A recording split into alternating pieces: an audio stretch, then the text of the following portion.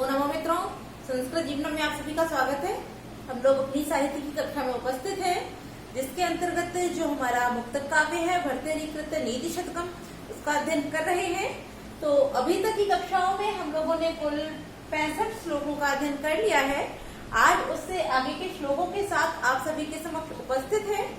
तो कल तक अर्थात अभी जो हम लोगों ने कल प्रथम श्लोक जो अध्ययन किया है वह परोपकार पद्धति का, अर्थात परोपकार पद्धति का प्रथम श्लोक से कल की कक्षा से हम लोगों ने अध्ययन आरंभ कर दिया है। तो आज हमारी कक्षा में जो भी श्लोक उपस्थित हैं यह सभी परोपकार पद्धति से ही लिए गए हैं। तो चलिए समय को ज्यादा बर्बाद नहीं करते हैं और हम लोग अपना अध्ययन आरंभ करते हैं। तो जो भी मित्र हमारे साथ लाइव जुड़ चुके हैं सभी लोग वीडियो की लिंक को अपने दोस्तों के साथ शेयर कर दें, जिससे कि अधिक से अधिक लोग वीडियो के साथ लाइव जुड़े। साथ ही साथ आपके जो भी सुझाव हुआ करें या जो भी आपकी अगर कोई समस्या होती है किसी श्लोक को लेकर, किसी प्रश्न को लेकर आपको, या अर्थात कोई भी समस्या होती है तो आप उसको अवश्य लिखकर बताया कीजिए। साथ ही साथ आपके जो भी सुझाव हैं उनको भी कमेंट करके अवश्य बताया कीजिए। तो आइए हम लोग हमारा अध्ययन आरंभ करते हैं। तो जैसा कि आप लोग देख रहे हैं 66वां जो श्लोक है, भर्तृहरि जी इस श्लोक के द्वारा बताना चाहते हैं कि जो परोपकार करने वाले व्यक्ति होते हैं वह बाहरी आभूषणों से अपने आप को सुशोभित नहीं करते हैं। तात्पर्य जो परोपकार करने वाले लोग होते हैं या जो परोपकार करने वाले लोगों के जो अंग होते हैं वह बाहरी आभूषणों से सुशोभित नहीं होते हैं, वह उनके आंतरिक आभूषणों से सुशोभित होते हैं। अब वह आभूषण कौन कौन से हैं तो इस श्लोक के माध्यम से भर्तृहरि जी ने उन सभी को स्पष्ट किया है। तो आइए देखते हैं, पहले इसका वाचन कर लेते हैं तो पश्चात इसके अर्थ को जानेंगे। तो आप सभी लोग मेरे साथ दोहरा लीजिए। श्रुतं श्रुतेनेव न कुण्डलेन दानेन पाणेन तु कंकणेन विभाति काया करुणापराणां परोपकारेण तु चन्दनेन। अब यहाँ भर्तृहरि जी कह रहे हैं, अब पहले एक एक शब्द का अर्थ जानते हैं, तत्पश्चात संपूर्ण व्याख्या देख लेंगे। श्रोतम, श्रोत कहते हैं कानों को, कि जो कान होते हैं कि श्रुतेन एव, श्रुतेन धन एव, यहाँ वृद्धि रेखी सूत्र से यह वृद्धि संधि हो गई है और श्रुतम जो शब्द होता है उसमें तृतीय व्यक्ति का विधान किया गया। तो यहाँ श्रुतेन अर्थात श्रुतियों के द्वारा या श्रुतियों से। अब श्रुतियां क्या होती हैं? जो वेद वेदांग इत्यादि होते हैं, अर्थात चाहे हमारे वेदों की बात करें, उपनिषदों की बात करें, आध्यात्मिक जो भी हमारे ग्रंथ होते हैं, तो वैसे तो हम वेदों को ही श्रुतियां बोलते हैं, तो किंतु यहाँ वेद वेदांग उपनिषद आरण्य जितने भी आ जाते हैं, अर्थात जितने भी हमारे धार्मिक ग्रंथ हैं उन श्रुतियों के द्वारा ही विभाति, यहाँ जो क्रिया दी है विभाति, यह सभी विशेषणों के साथ जुड़ती चली जाए तो विभाति माने सुशोभित होते हैं। कि जो कान होते हैं अर्थात जो मनुष्य के कान होते हैं उनकी जो शोभा होती है, विभाति माने वह कान जो सुशोभित होते हैं, अर्थात उन कानों की जो शोभा होती है वह किससे होती है? श्रुतेन एव, श्रुतियों से ही होती है, अर्थात पठन पाठन से ही होती है। ना कुंडलेन, ना माने नहीं, कुंडलेन माने कुंडलों के द्वारा। यहाँ पर भी तृतीया व्यक्ति है, करण कारक से यहाँ पर भी तृतीया हुई है। आप देखते हैं जैसे यहाँ श्रुतेन में भी तृतीया है, कुंडलेन में भी तृतीया है, दानेन में भी तृतीया है, कंकणेन में भी तृतीया है। इसी प्रकार से आप चंदनेन में भी देखेंगे, परोपकारेण में भी देखेंगे, करुणापराणाम, इन सभी में क्या है? तृतीय व्यक्ति है। तो यहाँ करण से, करण कारक होने से यहाँ तृतीय व्यक्ति का विधान किया गया है। तो अब जैसे कि जान लिया कि जो स्रोत होते हैं अर्थात जो कान होते हैं उन कानों की जो शोभा होती है, विभाति माने अर्थात जो कान है उनकी जो शोभा है अर्थात जो कान सुशोभित होते हैं वो किससे होते हैं? पठन पाठन, श्रुतियों के द्वारा ही होते हैं। पठन पाठन अध्ययन करने और करवाने से ही कानों की शोभा होती है या कान सुशोभित होते हैं। ना कुंडलेन, कुंडलों से नहीं, अर्थात कुंडलों के द्वारा नहीं। आगे देखते हैं कि दानेन पाणेन तु कंकणेन, दानेन दान के द्वारा या दान से, पाणी, पाणी माने हाथों की, विभाति या वही है, अर्थात जो हाथ है इनकी शोभा किससे होती है? दानेन, दान देने से। न माने नहीं, तो कंकणेन, ना की कंकन अर्थात कंगनों के द्वारा। यदि आप सोने के कंगन इत्यादि आभूषण धारण करते हैं तो उससे आपके हाथों की शोभा नहीं होती है। तो हाथों की शोभा भर्तृहरि जी किससे बताते हैं? तो दानेन अर्थात दान देने से। यदि कोई व्यक्ति जो दान के योग्य व्यक्ति है, ऐसे व्यक्ति को यदि आप दान इत्यादि देते हैं तो उस दान क्रिया के द्वारा ही आपके हाथों की शोभा होती है, आपके हाथ सुशोभित होते हैं, ना कि कंगनों से। आगे देखते हैं। अब विभाति का अर्थ जैसे कि हमने जान लिया, तो काया माने शरीर, करुणा पराणाम अर्थात जो करुणा वाले व्यक्ति होते हैं, अर्थात जो दयालु स्वभाव के व्यक्ति होते हैं, ऐसे दयालु स्वभाव वाले व्यक्तियों का काया माने शरीर, परोपकार से विभाति माने सुशोभित होता है। अर्थात परोपकार को करने से ही दयालु स्वभाव वाले लोगों का काया अर्थात शरीर सुशोभित होता है। ना तो चंदनेन, ना माने नहीं, चंदनेन ना कि चंदन से, तात्पर्य ना कि चंदन के लेप लगाने से।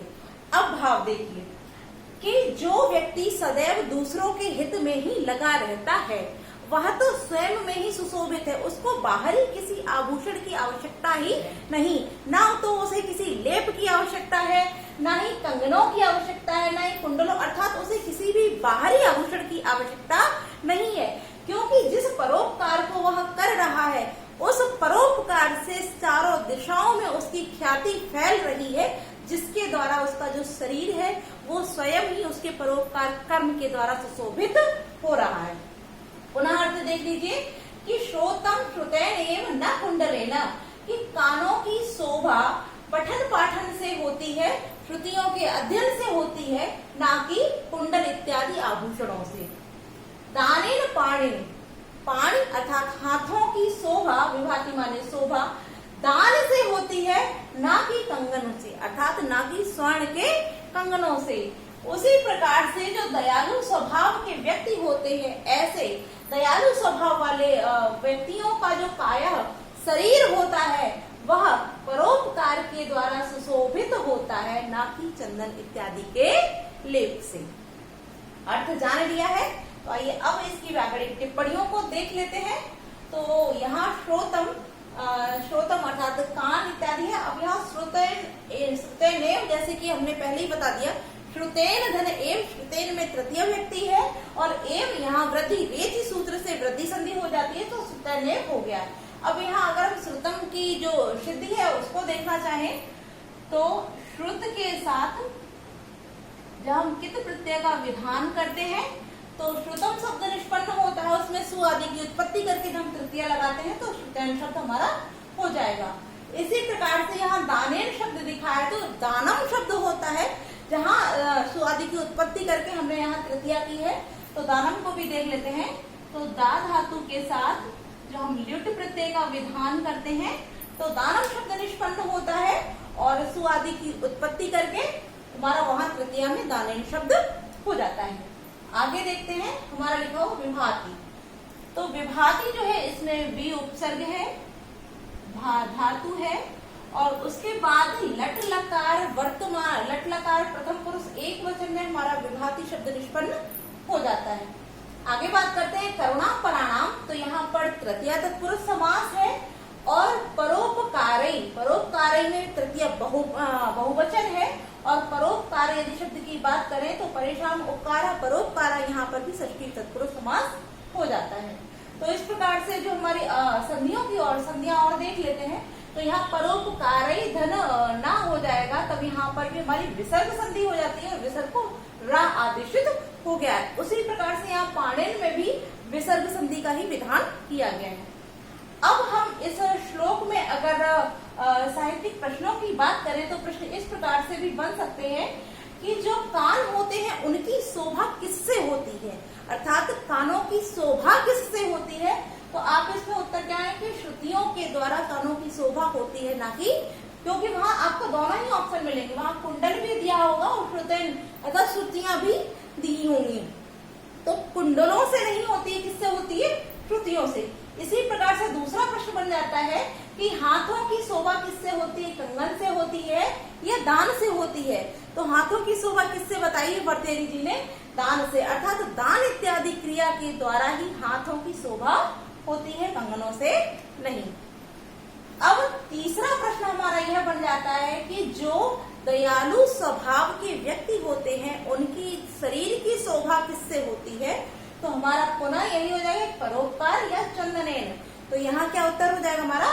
परोपकार, अर्थात परोपकार से दयालु स्वभाव वाले व्यक्तियों की शोभा होती है, शरीर की शोभा होती है, ना कि चंदन इत्यादि के लेप से। तो हम लोगों के इस प्रकार से यहाँ 3 प्रश्न भी बन जाते हैं। और अगर हम छंद की बात करते हैं श्लोक में, तो यहाँ पर उपजाति छंद है और परिसंख्या अलंकार में यह श्लोक प्रस्तुत किया गया है। तो 66वें श्लोक का अर्थ हम लोगों ने जान लिया है। तो अब पढ़ते हैं हमारे 67वें श्लोक पे। तो आइए इसको भी देख लेते हैं। तो पहले दोहरा लीजिए, तत्पश्चात इसके अर्थ को जानेंगे। पद्माकरम दिन करो विकची करोति, चंद्रो विकाशयति कैरव चक्रवालम, नाभ्यर्थितो जलधरोपि जलम ददाति, संतः स्वयं परहिते विघ्नाभियोगः। अब यहाँ जो भर्तृहरि जी वह बताते हैं कि जो परोपकार करने वाले व्यक्ति होते हैं वह किसी के द्वारा आग्रह किए जाने पर परोपकार कार्य को नहीं करते हैं। वह अपने कर्म को स्वयं ही बिना किसी के कहे अपने आप करते हैं, और जो स्वयं किया जाता है वही परोपकार होता है। जब आप किसी के कहने के द्वारा कोई कार्य करते हैं तो वह परोपकार नहीं, वह केवल उसकी मदद कहलाएगी, किंतु परोपकार नहीं। परोपकार का तात्पर्य है कि व्यक्ति अपनी स्वेच्छा से किसी के ऊपर उपकार करे, किसी का हित करे, और उस सामने वाले व्यक्ति को पता भी न लगने दे, उसको हम परोपकार कहते हैं। तो आइए देखते हैं भर्तृहरि जी किस किस प्रकार से उदाहरण देते हुए बताते हैं कि परोपकार करने वाला व्यक्ति बिना किसी के कहे किस किस प्रकार से उपकार करता है। तो जैसे कि वाचन हम लोगों ने कर लिया है, तो अर्थ जानने के लिए सबसे पहले हम जो शब्द लेंगे वो यहाँ से लेंगे कि ना अभ्यर्थितो, ना अभ्यर्थितो, ना माने नहीं, अभ्यर्थितो अर्थात अभ्यर्थ करने पर तात्पर्य याचना करने पर। तो याचना ना किए जाने पर भी या बिना याचना किए हुए भी। अब हम प्रथम पंक्ति से अर्थ देखते हैं कि दिनकरः, दिनकरः तात्पर्य सूर्य, दिन को करने वाला कौन होता है? तो सूर्य के बिना याचना किए हुए ही सूर्य जो होता है वह क्या करता है? पद्माकरम विकची करोति। पद्माकरम तात्पर्य जो कमल होते हैं, कमल समुदाय का, विकची करोति उनका विकास करता है। कि बिना अभ्यर्थी अर्थात बिना याचना किए, ऐसा नहीं होता है कि कमल सूर्य के सामने गिड़गिड़ाते हैं कि आप उदित होइए, हमारा विकास कीजिए, ऐसा नहीं, ऐसा आपने कभी सुना भी नहीं होगा।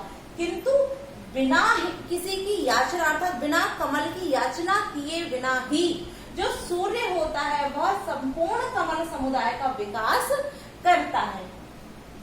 आगे उसी क्रम में बताते हैं कि चंद्र, जो चंद्रमा होता है वह कैरव चक्रवालम, कैरव चक्र जो कुमुदनी का समूह समुदाय होता है, कुमुदनी समुदाय है, उस कुमुदनी समुदाय का विकासयति विकास करता है।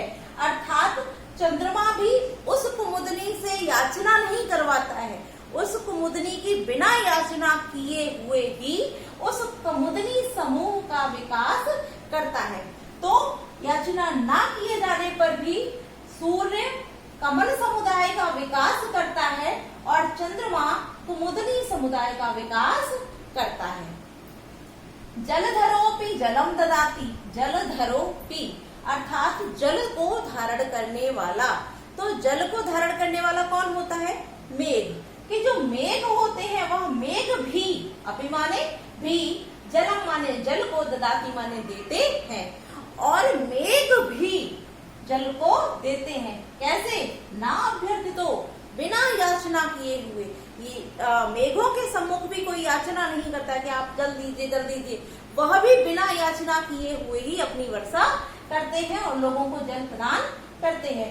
तो यहाँ इस प्रकार से 3 उदाहरण प्रस्तुत करके भर्तृहरि जी बताते हैं कि बिना याचना किए हुए ही सूर्य कमल समुदाय का विकास करता है, चंद्रमा कुमुदनी समुदाय का विकास करता है और मेघ भी जल को प्रदान करता है।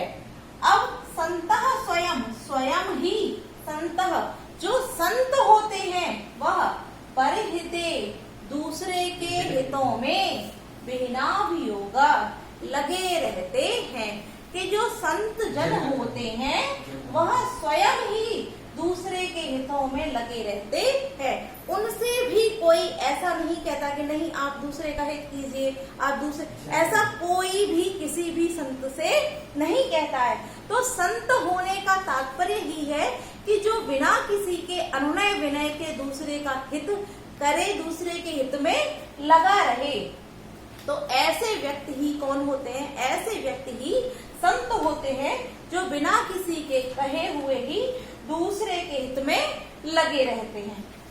पुनः एक बार अर्थ देख लीजिए, तीनों लाइनों का अर्थ तो हमने देख लिया, अंतिम पंक्ति का देख लीजिए, क्योंकि यह जो हमारी अंतिम पंक्ति है यह महत्वपूर्ण सूक्ति है। इसको आप अंडरलाइन करके नोट करके रखिए, बहुत महत्वपूर्ण है।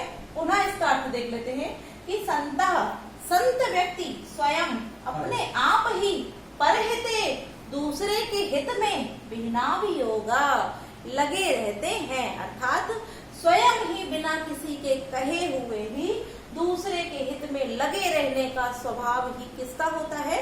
संत का। तात्पर्य जो संत व्यक्ति होते हैं, जो सज्जन व्यक्ति होते हैं, जो परोपकारी जन होते हैं, जो महान व्यक्ति होते हैं, जो सत्पुरुष होते हैं, वह व्यक्ति स्वयं ही बिना किसी के कहे हुए ही सदैव दूसरे के हित में लग्न रहते हैं। तो आइए हम लोगों ने अर्थ को जान लिया है, अब जानते हैं इसकी महत्वपूर्ण प्रश्न। तो सर्वप्रथम प्रश्न यही हो जाएगा हमारा कि जो सूर्य होता है वो बिना प्रार्थना किए हुए ही किसका विकास करता है? तो आपके पास यहाँ दोनों ऑप्शन हो सकता है कि पद्माकरम भी दिया हो, कैरव चक्रवालम भी दिया हो, इत्यादि अन्य भी कोई ऑप्शन वहां आपको देखने को मिल जाए, तो आपका उत्तर क्या हो जाएगा? क्योंकि जो सूर्य होता है, सूर्य के उदित होने पर जो खिलता है वह कौन होता है? कमल होता है। तो सूर्य के उदित होते ही कमल खिल जाता है, इसीलिए, और सूर्य के अस्त होते ही जो कमल है उसकी पंखुड़ियां बंद हो जाती हैं। तो आपने ऐसे कई उदाहरण भी देखे होंगे, जैसे कि एक भ्रमर वाला श्लोक है कि रात को जैसे ही सूर्य अस्त होता है कमल की पंखुड़ियां बंद हो जाती हैं, उसमें भ्रमर। तो यहीं से आप उदाहरण देख लेते हैं कि सूर्य के उदित और अस्त होने से ही कमल का खिलना और उनकी पंखुड़ियों का बंद होना होता है। तो प्रश्न जिस प्रकार अगर कि आपसे पूछा जाता है कि सूर्य किसका विकास करता है, तो पद्माकरम अर्थात कमल समुदाय का। चंद्रमा किसका विकास करता है? तो कुमुदनी समुदाय या कुमुदनी के समूह का विकास कौन करता है? चंद्रमा। और जलधर बिना याचना किए ही किस वस्तु को प्रदान करता है? तो जलम ददाती, अर्थात जल को प्रदान करता है। और उसी प्रकार से जो संत व्यक्ति होते हैं वो दूसरे के हित में लगे रहते हैं, अर्थात स्वयं ही दूसरे के हित में लगे रहते हैं। तो इस प्रकार से यहाँ प्रश्न पूछे जा सकते हैं, तो आप लोग इसको ध्यान रखिए। अब हम इसकी व्याकरणिक टिप्पणियां देख लेते हैं। तो सर्वप्रथम यहाँ लिखा हुआ हमारा पद्माकरम। तो पद्माकरम जो शब्द है उसका अगर हम देखते हैं तो पद्मा नाम आकार और पद्माकरम हो जाएगा, तब यहाँ पर हमारा षष्ठी तत्पुरुष समास हो जाता है। इसी प्रकार से अगर आप देखते हैं यहाँ कैरव चक्रवालम, तो कैरवाणम चक्रवालम, यहाँ पर भी हमारा षष्ठी व्यक्ति हो जाएगा। आगे देखते हैं ना अभ्यर्थितो, तो न धन अभ्यर्थितो, अका सवर्ण दीर्घ से दीर्घ स्वर संधि हो जाती है। जलधरोपी संधि की बात करें तो जलधरः धन अपि विसर्ग संधि हो जाएगी और विसर्ग को ओ आदेशित हो गया है। और आपको जब विसर्ग को ओ आदेशित हो जाएगा तो जो आ है उसको एंग पदांतादति से आ को पूर्व रूप आदेशित हो जाता है। और जलधरा में अगर हम समास की बात करते हैं तो जलस्य धरा जलधरा षष्ठी तत्पुरुष समास हो जाता है। ददाति शब्द आप देख ही रहे, दा धातु है, लट्लकार प्रथम पुरुष एक वचन में क्रिया उपस्थित है। संतः, अगर हम संतः शब्द की बात करते हैं तो जो हमारा संतः शब्द है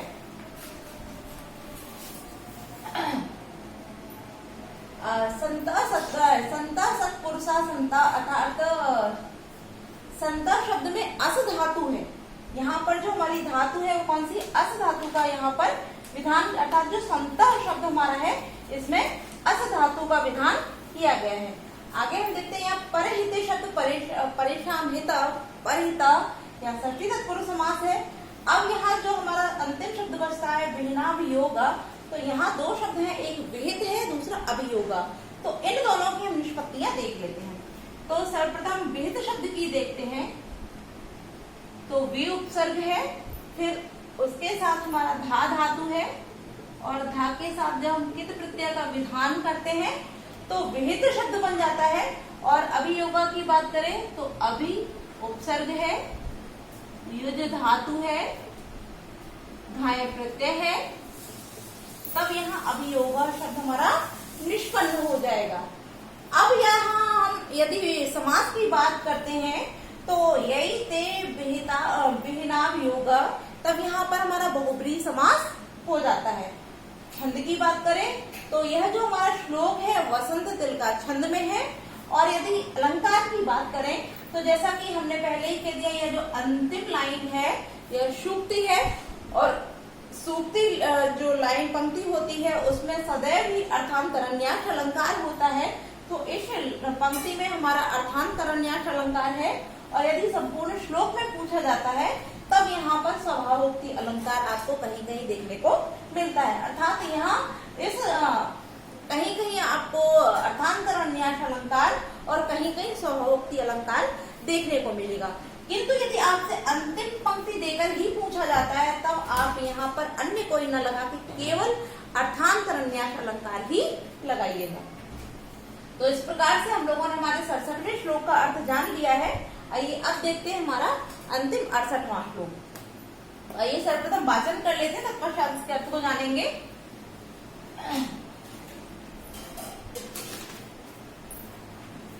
एते सत्पुरुषा परार्थ घटका स्वार्थं परित्यज्य सामान्यस्तु परार्थमुद्धं भृत स्वार्थाविरोधेन ये ते मानुष राक्षसा परहितं स्वार्थाय निघ्नन्ति ये तो घ्नन्ति निरर्थकं परहितं ते के न जानीमहि।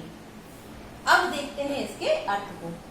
तो वैसे तो अर्थ को जानने से पहले हम इसके विषय में थोड़ी सी चर्चा कर लेते हैं कि भर्तृहरि जी ने 4 प्रकार के मनुष्यों को बताया है। अर्थात मनुष्यों को 4 प्रकार की श्रेणी में विभक्त किया है। तो वह 4 प्रकार की श्रेणियां कौन कौन सी होती हैं, उन श्रेणियों को इस श्लोक के द्वारा भर्तृहरि जी प्रकट कर रहे हैं। तो अब जानते हैं इसके अर्थ को। तो एते माने ये सत्पुरुषा, सत्पुरुष होते हैं कौन, परार्थ घटका, परार्थ दूसरे के हितों में लगे रहने वाले, स्वार्थम स्वार्थ को परित्यज्य त्याग करके, ये माने जो। अब देखते हैं यहां से अर्थ लेते हैं, ये माने जो मनुष्य। अब मनुष्य स्वयं ही लगा लेते हैं क्योंकि जब यहाँ बात हो रही मनुष्य की श्रेणियों की तो ये शब्द जितने भी प्रयुक्त यहाँ अर्थात जो भी प्रयुक्त हो रहे हैं ये मनुष्यों के लिए ही हो रहे हैं। तो इसलिए ये शब्द के साथ हम मनुष्य स्वयं ही, ये माने जो मनुष्य, स्वार्थम स्वार्थ को, स्वार्थ तात्पर्य अपने हित को, परित्यज्य त्याग करके, परार्थ घटका, परार्थ दूसरे के हित के लिए, घटका लगे रहते हैं, लिप्त रहते हैं, ते सत्पुरुषा, वे सत्पुरुष होते हैं। जो मनुष्य अपने हितों को भी त्याग देते हैं, किसके लिए, दूसरे के कल्याण को करने के लिए। जो मनुष्य अपने हितों का त्याग करके दूसरे के हितों को सिद्ध करने के लिए, अर्थात उन दूसरे व्यक्तियों को अधिक से अधिक हित हो, इस उद्देश्य से जो सदैव प्रयत्नशील रहते हैं, प्रयत्नरत रहते हैं और जो अपने हित को भी त्याग देते हैं, ऐसे मनुष्य सत्पुरुषः, सत्पुरुष होते हैं। आगे देखते हैं कि ये माने जो, स्वार्थ अविरोधेन, स्वार्थ अविरोधित, स्वार्थ अर्थात अपने हित का, अविरोधेन विरोध न करते हुए, जो मनुष्य अपने हित का विरोध न करते हुए भी परार्थम उद्धम्भृतः, दूसरे के हित के लिए उद्धम्भृतः प्रयत्नशील रहते हैं। तो सामान्य, वे सामान्य जन होते हैं। तो दो कोटियां यहाँ भर्तृहरि जी ने बता दी। कौन कौन सी, पुनः एक बार अपनी भाषा में देखते हैं कि जो व्यक्ति अपने हितों का त्याग करके और सदैव दूसरे के हित और कल्याण को ध्यान में रखकर उसके कल्याण के लिए जो सदैव प्रयत्नरत रहते हैं, ऐसे मनुष्य सत्पुरुष कहलाते हैं। जिसमें आप लोग देखते हो तो ऐसे जन आज के संसार में तो बहुत ही कम दिखते हैं, किंतु कोई कोई मनुष्य अभी भी ऐसे हैं जो सदैव दूसरे के हित के विषय में ही सोचते हैं और जो अपने हितों का त्याग कर देते हैं। दूसरी कोटि कौन सी बताई कि जो स्वार्थ का विरोध अर्थात अपने हितों का विरोध तो नहीं करते हैं, वह अपना भी हित करते हैं और दूसरों के हित के लिए भी सदैव उद्यमरतः प्रयत्नशील रहते हैं, वे सामान्य जन होते हैं। यानी कि वह दूसरों का भी कल्याण करते हैं और स्वयं भी अपना कल्याण करते हैं, ऐसे मनुष्य सामान्य जन होते हैं। आगे देखते हैं कि ये जो मनुष्य परहितम दूसरे के हित का निघ्नन्ति नाश करके स्वार्थाय अपने हितों को करते हैं, तेमी मानुष राक्षसा, वे मनुष्यों में राक्षस होते हैं। कि जो मनुष्य दूसरे के हितों का नाश करके अपने स्वार्थ को सिद्ध करते हैं, ऐसे मनुष्य मनुष्यों में राक्षस होते हैं। अर्थात उनको जो तृतीय कोटि के व्यक्ति हैं, उनको भर्तृहरि जी ने मानस राक्षसा की उपाधि प्रदान की है। प्रथम सत्पुरुष, सत्पुरुष कौन, जो अपने हितों का त्याग करते हैं और दूसरे के कल्याण के लिए सदैव प्रयत्नशील रहते हैं, वह सत्पुरुष। और जो दूसरों के हितों के साथ साथ अपने हितों को भी करते हैं, वह सामान्य जन। और जो अपने हित के लिए दूसरों के हितों का नाश कर देते हैं, तात्पर्य जिनके लिए सब कुछ अपना ही हित होता है, वह मानस राक्षस अर्थात मनुष्यों में राक्षस होते हैं।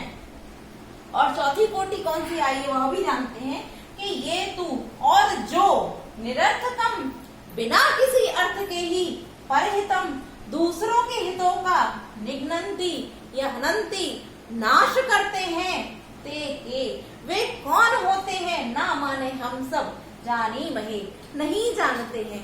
कि जो मनुष्य बिना कारण ही दूसरे के हितों का नंति नाश कर देते हैं, उनको क्या कहा गया है ये हम नहीं जानते हैं। तो तीन प्रकार के जो मनुष्य हैं उनकी कोटियां तो यहाँ बता दी, उनको क्या कह के ये संबोधित करें यह तो हमको भर्तृहरि जी ने बता दिया है, संतों ने बता दिया है।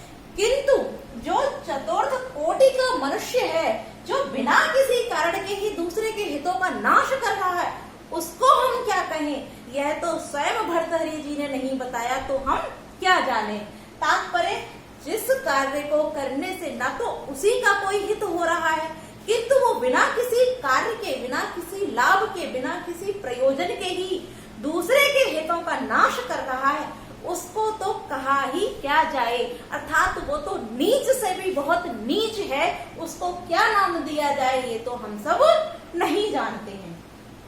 तो अर्थ जान लिया है, पुनः एक बार देख लेते हैं कि ये माने जो मनुष्य स्वार्थम स्वार्थ को या अपने हित को परित्यज्य त्याग कर परार्थ घटका दूसरे के हितों में लगे रहते हैं, ते एते सत्पुरुषा, वे सत्पुरुष होते हैं। ये माने जो स्वार्थ अविरोधेन अपने हितों का विरोध न करते हुए परार्थ दूसरों के हितों के लिए उद्यमता प्रयत्नशील रहते हैं, तो सामान्यस्तु वे सामान्य मनुष्य होते हैं। ये माने जो दूसरों के हितों का निघ्नन्ति नाश करके स्वार्थ अपने स्वार्थ के लिए अपने स्वार्थ को सिद्ध करते हैं, ते भी मानुष राक्षसा, वे मानुष राक्षस होते हैं। और जो निरर्थकम बिना किसी कारण के, बिना किसी प्रयोजन के, बिना किसी लाभ के परहितम दूसरे के हितों का निघ्नन्ति नाश करते हैं, ते के वे कौन है, ना जानी महे, उनको हम सब क्या कहें, ये तो हम सब भी नहीं जानते हैं। तो इस प्रकार से यहाँ चारों कोटियों को जो प्रश्न अर्थात जो चारों कोटियां भर्तृहरि जी ने बताई हैं, उन लोगों को हमने देख लिया है।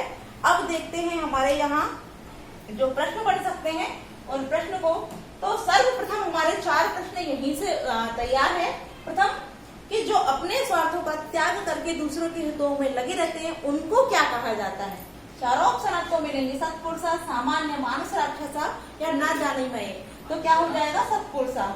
और जो अपने स्वार्थ का विरोध न करते हुए दूसरों के हितों में लगे रहते हैं उनको क्या कहते हैं, तो सामान्य मनुष्य कहते हैं। और जो दूसरे के हितों का नाश करके अपने हितों को, अपने स्वार्थ को सिद्ध करते हैं उसको क्या कहा जाता है, तो उसको मानस राक्षस कहा जाता है। और जो बिना किसी प्रयोजन के ही दूसरे के हितों का नाश करते हैं उसको क्या कहा जाता है, तो उसके लिए तीनों ऑप्शन के बाद आपके पास कोई ऑप्शन जो भी दिया गया हो आप उसी को कीजिए, क्योंकि उसको तो कोई नाम दिया ही नहीं गया है। तो इस प्रकार से हमारे यहाँ प्रश्न बन सकते हैं। आइए अब देख लेते हैं इसकी व्याकरणिक टिप्पणियों को। तो सर्वप्रथम यहाँ दिया है सत्पुरुषा, तो संतः पुरुषा, सत्पुरुषा यहाँ कर्मधारय समास हो जाएगा। परार्थ, परेशान अर्थ, षष्ठी तत्पुरुष समास। परार्थ घटका, यहाँ पे भी हमारा षष्ठी तत्पुरुष समास हो जाएगा। स्वार्थम, स्वस्थ अर्थम, षष्ठी तत्पुरुष समास। परित्यज्य, इसको देख लेते हैं। परि उपसर्ग है, त्यज धातु है और लेप प्रत्यय है जो कि कत्वा प्रत्यय के अर्थ में ही प्रयुक्त किया जाता है, अर्थात कत्वा के स्थान पर, क्योंकि जब आगे उपसर्ग हो तो कत्वा के स्थान पर हम लेप प्रत्यय का प्रयोग करते हैं, तब यहाँ परित्यज्य हमारा शब्द निष्पन्न हो जाता है। आगे देखते हैं। परार्थम देख ही लिया। परार्थम उद्धम भृतम, यहाँ पर मोह अनुस्वार सूत्र से अनुस्वार संधि हो जाएगी। परार्थ धन अविरोधेन, तो यहाँ पर दीर्घ स्वर संधि हो जाएगी। और अविरोधेन, ना विरोधेन, अविरोधेन, तब यहाँ हमारा नए तत्पुरुष समास हो जाएगा। आगे देखते हैं। स्वार्थाय में चतुर्थी व्यक्ति है निघ्नन्ति, यहाँ देख लेते हैं। तो निघ्नन्ति में हन धातु है, नियुपसर्ग पूर्व हन धातु और लट लकार प्रथम पुरुष बहुवचन में निघ्नन्ति शब्द हमारा निष्पन्न हो जाता है। आगे देखते हैं। निरर्थकम, तो निर्गत अर्थ यस्मात् तत् निर्गतम, निरर्थकम, तो यहाँ पर हमारा बहुब्रीहि समास हो जाएगा। बाकी जानीमहे शब्द की बात करें तो जानीमहे में ज्ञा धातु है, आत्मनेय पद में है, उत्तम पुरुष बहुवचन में यहाँ पर प्रयोग किया गया है। तो हमारे जो व्याकरणिक टिप्पणियां थी वहां हो गई हैं। अगर हम छंद की बात करें तो शार्दूल क्रीड़ा छंद है। और आज के लिए हम इतना ही रखते हैं। कल की कक्षा में इससे आगे के श्लोकों के साथ उपस्थित होंगे। तो आपको कक्षा कैसी लगी कमेंट करके अवश्य बताइए। नमो नमः मित्रों।